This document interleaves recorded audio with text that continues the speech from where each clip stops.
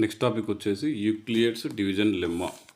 యూక్లియడ్స్ division lemma states that for any two positive integers a and b, there exists a unique integers q quotient and remainder r satisfying the equation a is equal to bq plus r, where 0 less than or equal to r less than b. అంటే dividend a is equal to divisor b into quotient q plus remainder r. So ఈ ఈ ఈ formula ఏదైతే ఉందో దీన్ని ఏమంటారు అంటే మనం యూక్లియడ్స్ డివిజన్ లెమ్మా అని అంటాం దీన్ని. సో ఇందులో స్మాల్ ఏ అంటే ఏంది డివిడెండ్, బి అంటే ఏంది డివైజర్, క్యూ అంటే కోషెంట్, ఆర్ అంటే reminder.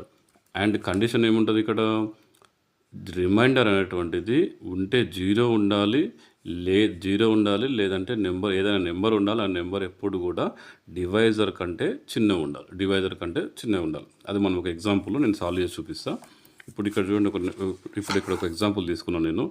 3 divided by 20 divided by 3. దీని లేదు మనం 3 తోటి డివిజన్ చేస్తున్నాం కాబట్టి 3ని డివైజర్ అంటున్నాము. ఏ నెంబర్తో డివిజన్ చేస్తాం దాని డివైజర్. దెన్ డివిడెండ్ ఎంత 20. ఇప్పుడు ఏంది 3 టేబుల్లో 3 6 18 వస్తుంది, రిమైండర్ 2 వస్తుంది. ఇప్పుడు ఇక్కడ r equal to remainder equal to 2, quotient q is equal to 6, dividend is equal to 20, divisor equal to 3. ఈ ఫార్ములా సబ్స్టిట్యూట్ ఏమో చూడండి మీకు. 20 ఈజ్ ఈక్వల్ టు అంటే dividend 20 is equal to 3 into 6. 3 అంటే ఏంది డివైజర్ ఇంటూ కోషెంట్ అంటే ఇది into ఇది. 3 into 6 plus 2. 3 into 6 plus 2. 3 6 18 plus 2 20.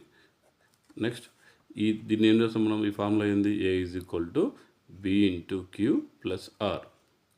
Dividend is equal to divisor into quotient plus reminder.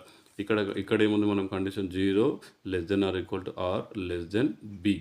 ఇప్పుడు చూడండి, ఇక్కడ మనకు రిమైండర్ ఏమొచ్చింది 2 వచ్చింది. 2 ఎప్పుడు కూడా ఈ డివైజర్ కంటే చిన్నగా ఉండాలి. ఈ నెంబర్ ఎప్పుడు కూడా డివైజర్ కంటే చిన్నగా ఉండాలి.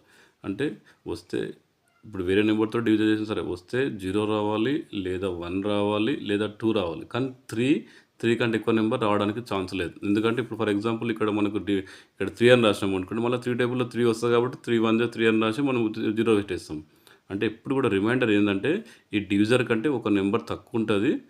0 అని ఉండొచ్చు, లేదంటే దీనికంటే ఒక నెంబర్ తక్కువ ఉండొచ్చు. ఇప్పుడు ఫర్ ఎగ్జాంపుల్ మనం 3తో డివిజన్ చేస్తున్నాం అంటే పాసిబిలిటీ ఏముంటుంది మనకు, 3తో డివిజన్ చేస్తే పాసిబిలిటీ 0 1 2 రావచ్చు రిమైండర్, ఇంకా 3 రాదు. ఒకవేళ ఇదే వాల్యూ నేను 4తో డివిజన్ చేసిన అనుకోండి, 4తో డివిజన్ చేస్తే 0 1 2 3 మధ్యలో ఉంటుంది రిమైండర్. అంటే ఇది ఆర్ వాల్యూ అన్నట్టు.